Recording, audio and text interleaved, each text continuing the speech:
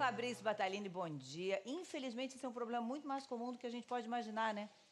Sim, Fátima, bom dia. Infelizmente, como você falou, acontece com muito mais frequência até do que a gente imagina, viu? Doutora Ana Lúcia Beltrame, ginecologista, está aqui hoje para ajudar a gente com esse assunto, que é uma realidade que não é fácil para ninguém, né, doutora? Fácil para nenhuma mulher. Qual é o índice de gestantes que sofrem o aborto espontâneo?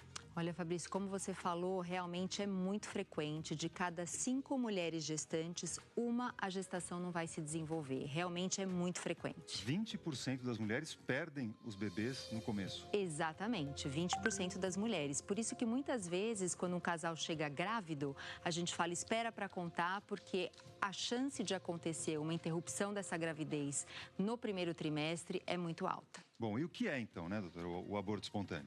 O abortamento espontâneo é aquela gestação que ela é interrompida até a 20ª semana de gestação. A gente tem aqui a régua, então, para demonstrar. Até a 20ª semana, estamos falando, então, no segundo trimestre da gestação. Exatamente. É quando acontece o aborto. Exatamente. Se ele acontece mais no começo, tem uma classificação. O abortamento ele tem uma classificação, se ele acontece até a 12ª semana de gestação, que é o 3º mês, ele é chamado abortamento precoce.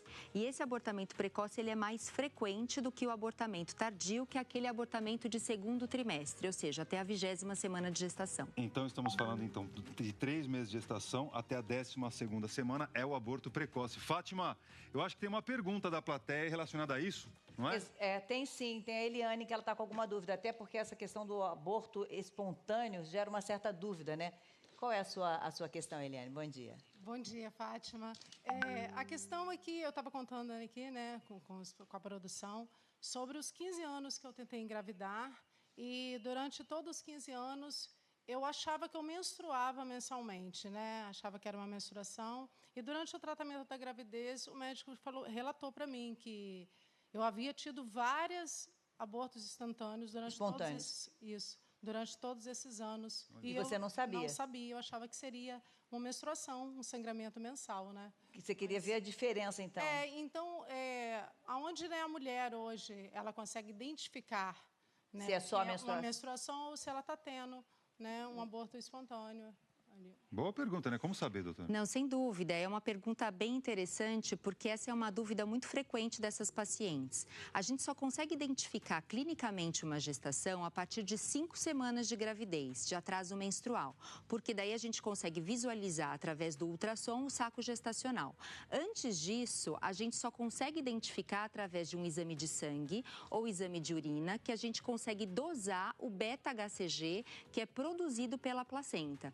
Então, se a mulher, após o atraso menstrual, ela não faz um exame de sangue ou ela não faz um exame de urina para detectar esse beta-HCG, ela não consegue realmente diferenciar de um abortamento, que é chamado de um abortamento bioquímico, né, não clínico, porque não tem o saco gestacional, de uma menstruação normal. Realmente é difícil de identificar. Então, desconfiou, vai logo fazer o teste. Exatamente. Principalmente naquelas pacientes que têm dificuldade para engravidar. Tá certo. Agora, quais são as causas, né, do aborto precoce?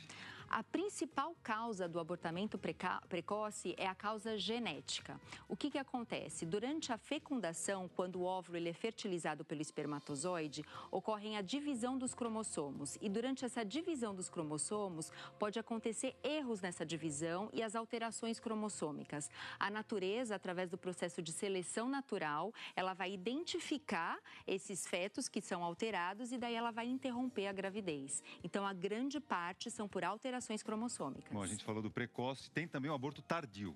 O que seria o aborto tardio, doutor? O aborto tardio é aquele que vai acontecer após a 12ª semana de gestação. As causas, elas são diferentes do abortamento precoce. Apesar da alteração cromossômica ainda fazer parte da causa do abortamento tardio, a gente sempre tem que levar em consideração as condições maternas, hipertensão, diabetes e alterações uterinas. Então, existem mulheres que têm alterações da forma do útero, como, por exemplo, septos dentro do útero, útero com a forma diferente. frequente, incompetência istmo-cervical, que é quando o útero ele abre e a mulher ela não percebe e perde o bebê, e daí essas são as causas mais frequentes de abortamentos tardios. E as mulheres que perdem mais de uma ou duas ou três vezes estão sofrendo abortos de repetição. Exatamente. O abortamento de repetição, felizmente, ele não é tão frequente quanto o abortamento espontâneo. Ele acomete aproximadamente 1 a 3% das mulheres. E, nesse caso, a gente sempre tem que investigar outras causas. Quais são essas causas? A gente tem que pedir um cariótipo dos pais para a gente ver se os cromossomos desses pais são normais, porque às vezes você é normal, eu sou normal, mas quando junta, daí tem algum problema, porque tem alguma quebra cromossômica.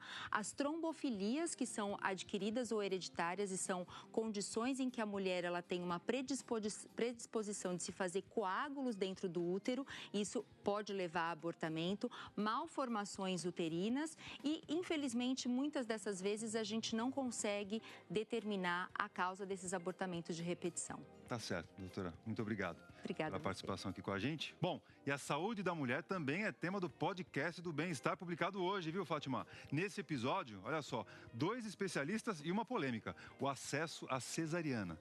É só correr lá para a nossa página g1.com.br/bem-estar. Tá certo, Fátima? Beijo para você e amanhã tem mais.